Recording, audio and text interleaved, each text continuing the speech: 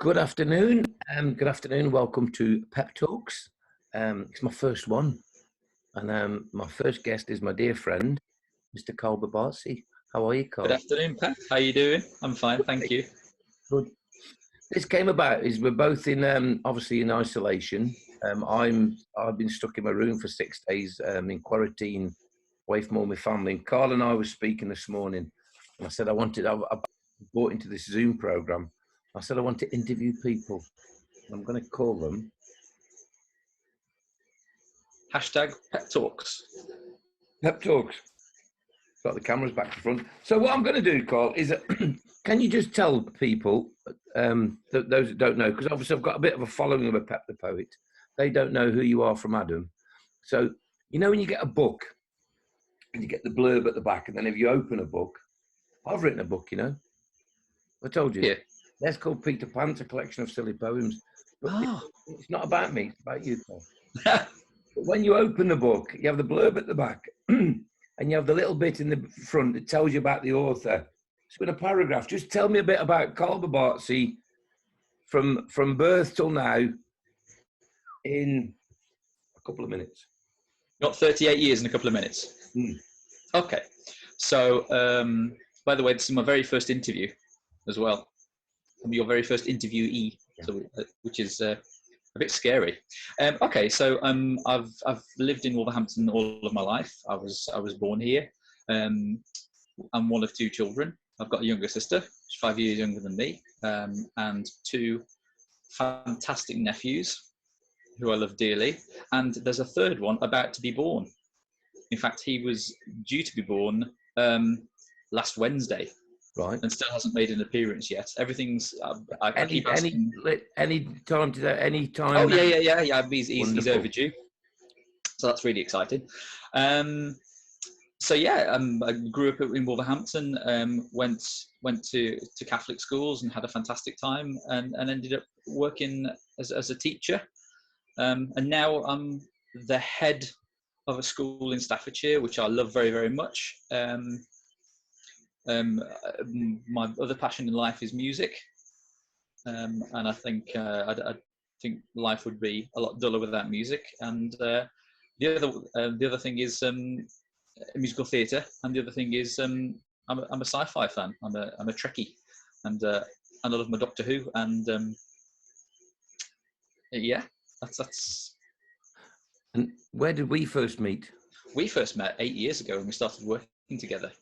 And I remember it was in the staff room, and I think you made me a cup of tea, and you wished me luck. Was it the day of the interview, and you wished me luck. You were going for the deputy post. I was, and you wished me luck, and that's kind of just grew from there, didn't it? Really.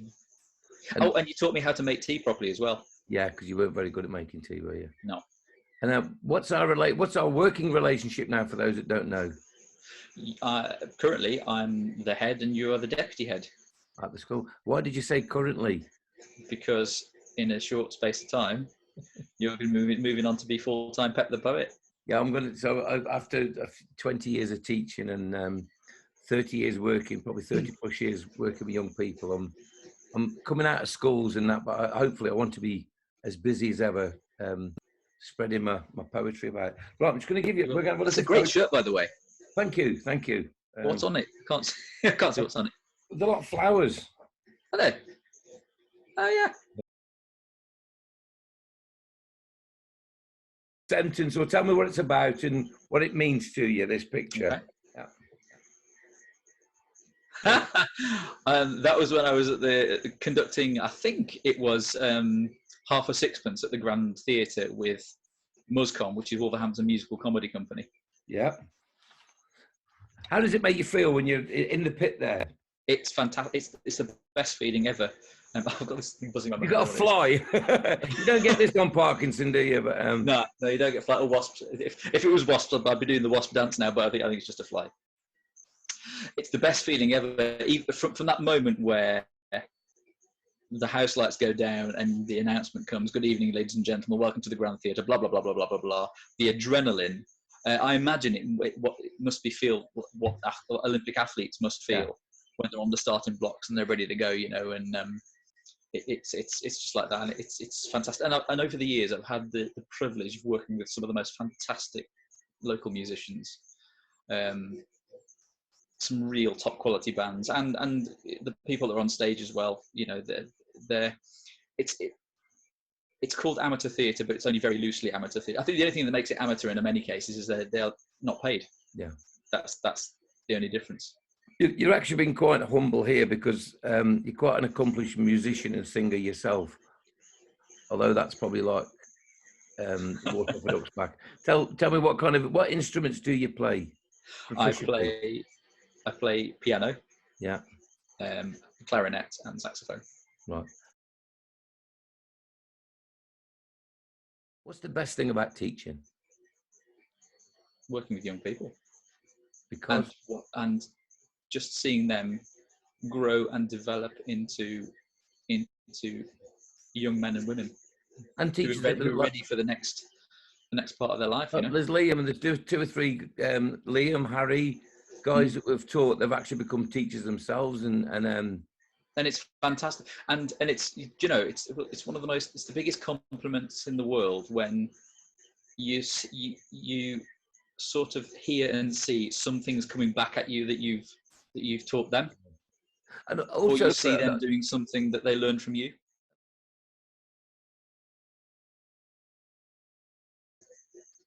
I didn't have the easiest childhood in the world, and the only thing I ever wanted to be, and this may sound ridiculous and it might sound cringy, the only other thing I wanted to have was a normal life, and I kind of think I've got that now. Is this the right forum to discuss the child, or is that too deep, or is that depends how deep you want to dig? Describe your upbringing. It was tough. I was the eldest child of two people that should never ever have got married, and that was kind of forced up. I remember a friend of mine once said to me, I showed him the wedding photo of my parents, and it was an Irish friend of mine. Said, "Oh, Karl, were you present at the wedding?" and were you? I was, although you can't see me. And so they were kind of press ganged into that. Yeah. By my paternal grandmother, you know, who I loved very much. But you know, it was the thing, and you know, and single moms wasn't, you know, it was even in such recent history, it wasn't a thing that you could be. And so it was a relationship that was kind of, and it was a toxic relationship, and that sort of evolved into being, you know, both of them ended up being, they were both alcoholics, and you know, and they're both now dead as a result of that. You lost your mother. Was it 52, Karl? She was 51. 51. Would you say was it down to alcoholism? Do you think? Oh, absolutely, yeah, 100%. And again, you were estranged from your father the last 10 years of your life or whatever. So yeah. So and I always remember, you know, people say, you know, quite often they'll say, you know, would you go back and change it? Would you go back and if you could change them, would you? And it's a big thing, isn't it? It's that big Back to the Future question. If you could go back in time and change something, if you change the smallest thing, you can completely unravel what happens after that. And would I change it for my own peace of mind, for my own sanity and happiness? Yes, of course I would. But actually, I've grown to the point now where I'm actually quite proud of the person that I am, and I like who I am now. And perhaps had I not have been through that experience, and had I not have come through the other side of it, maybe I wouldn't be me.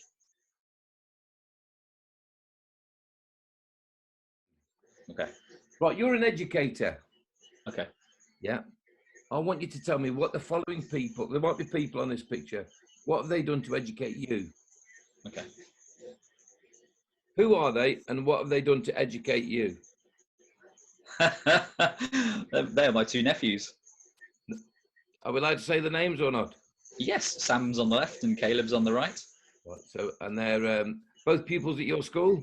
They are, absolutely. And that's been a bit of a challenge. Yeah. In what way?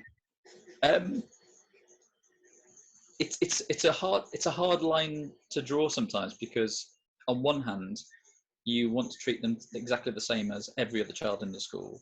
Yeah. But there's also that thing in the back of my head. Actually, they are sort of my flesh and blood as well. Yeah. So on the one hand, if one of them's naughty, and I'm not saying they ever have been, but let's just say if they were naughty one day, because there's a kind of a personal, almost like a personal pride in it. You know, it's quite hard to resist the temptation or the urge to be harder on them than it would be the other children. I mean, as you know, my son went to our school. You did? And I remember once to me dying day, and Leo winds me up now, and I've said to anybody, and any teachers out there that have got children at their school, if you ever walk in, if your child calls you mom or dad, mom by mistake, you are the mom or dad. I remember my son, I came into a room the one day, and I was asking somebody, has somebody seen this teacher? And this beautiful little boy, my son at 8, says, I think I've just seen him just go out, Dad. And I remember I said, Dad, I think you'll address me as Mr. Anderson, young man. And I just looked back, and I did it really just to impress the teacher in the class. But to this day, it's still, Leo's 21 now, and he keeps saying, oh, you scarred me then, Dad.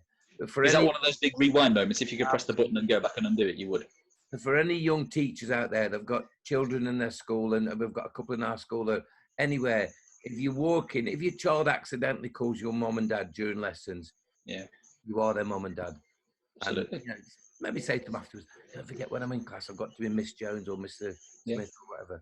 But I've absolutely no problem with, and I think it's probably as a result of you telling me that story. I've got no problem whatsoever in Caleb or Sam calling me Uncle Carl at school, or Uncle Carly, as they call me. Right then. You might cry in this one, but I don't want to. I don't want to make you cry, but 2 people that are special in your life. What have they taught you? Oh, 2 incredible. Who are they, first of all? On the left is my sister Kate, and on the right is Nan. Yeah, Eid. And Eid. Because again, you've said as a child that you didn't have the most secure background. Eid was like the song that we sing, "My Lighthouse." You are the peace in my troubled sea, and so every time. What did Eid bring to your life? Hope, because Nan grew up through the war, and she went through all the stuff that no human should ever have to go through, and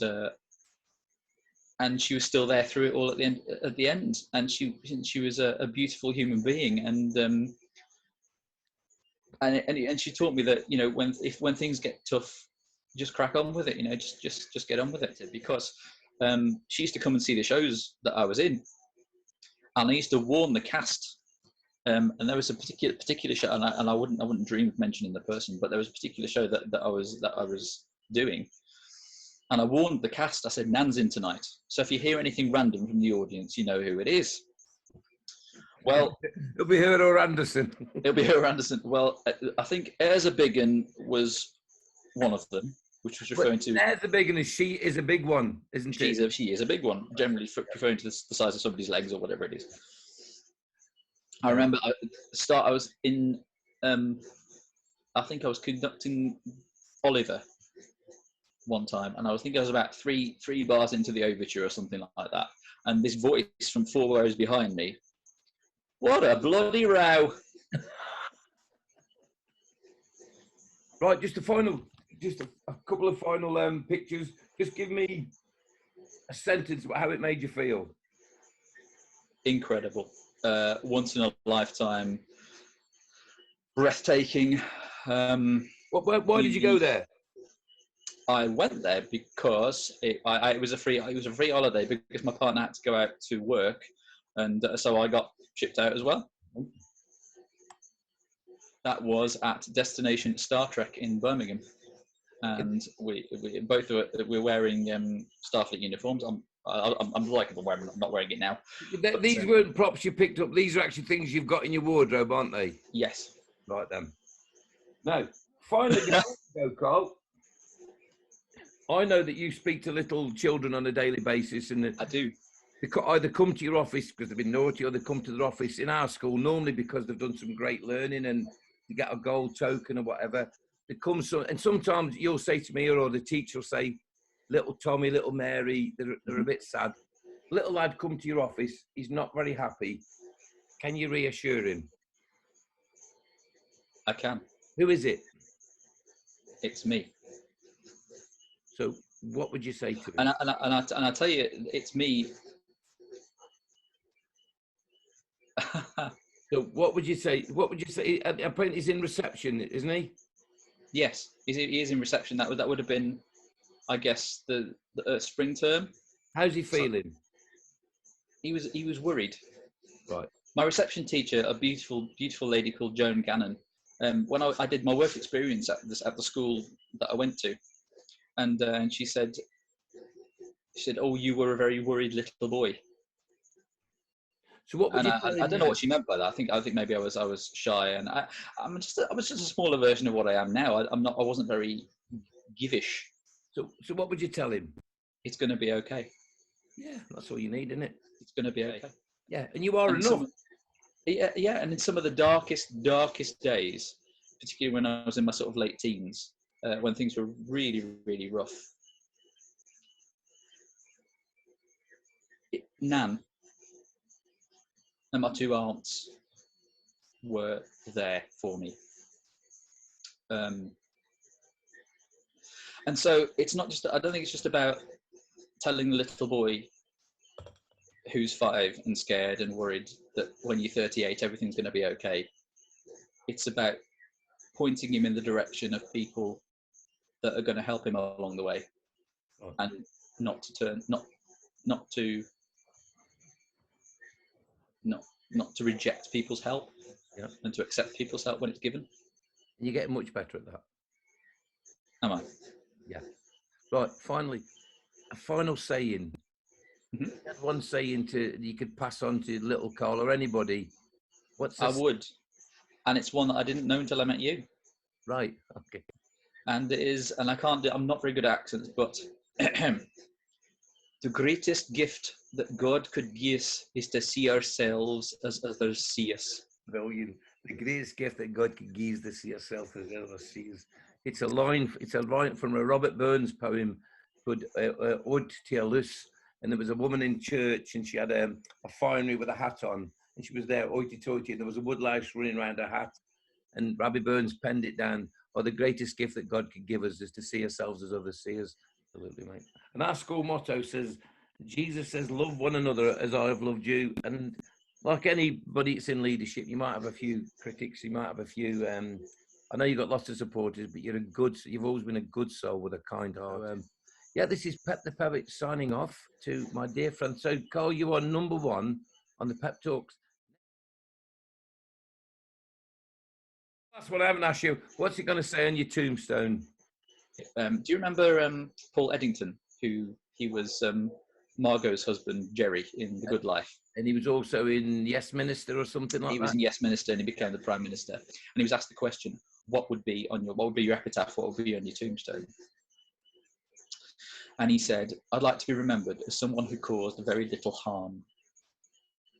And that'll do for me as well. That's a good note to finish on. Yeah, yeah. As we know, Karl, this might come as a huge secret to you, and I don't want to finish the interview by putting you down. Sometimes you forget things, Karl. Do I? Sometimes you forget things, and then you do things at the last minute. But that's really about the only bad thing anybody can say about you. Seriously, but you're a good soul, mate, and it's like you do very little harm. You've been hugely instrumental in my life, and I can only speak as I find, and you're a dear, and even after the St. Christopher's is finished, you'll always be a dear friend of mine, a little brother. Always. And I love you very much. And you. And as always, just be brilliant. I love you, mate. See you soon. Take care, brother. God bless. Bye-bye, mate. Bye.